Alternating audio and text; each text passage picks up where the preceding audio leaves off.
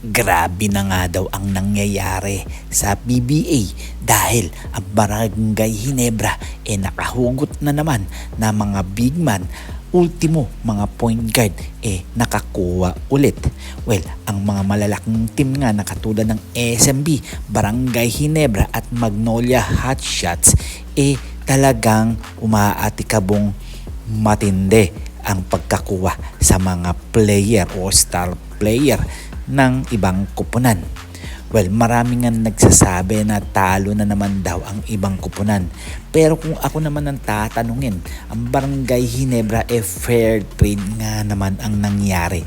Dahil nga binitawan na nga nila itong si Stan Hardinger, pati na rin si Stanley Pringle. Well, napaka fair trade nga yan dahil ang dalawang player na yun talagang matindi at malaki na ang experience at napatunayan.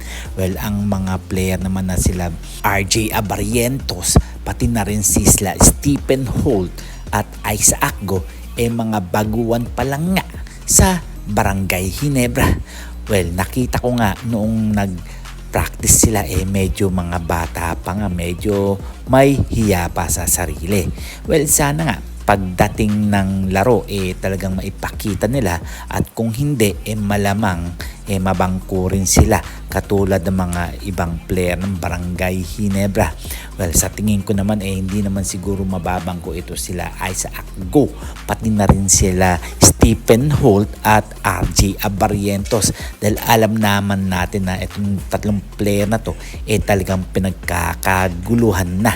Well, ang sinasabi kong big man nga syempre nandyan na rin sila Adamos na talagang nasa taas na 6'7", pero hindi pa natin alam kung ano nga ba ang kayang ipakita ni Adamos sa Barangay Ginebra, pati na rin si Isaac Go. Why not, di ba mga pare ko dahil kung makikita nyo etong mga player na to talagang gusto rin makuha ng rain or shine katulad ni RJ Abarrientos. Pero wala na tayong magagawa huli na nga, nakuha na nga ng Barangay Ginebra. Well, maghintay-hintay na lang tayo ngayong season na to dahil nga merong import na maglalaro at magbabalik.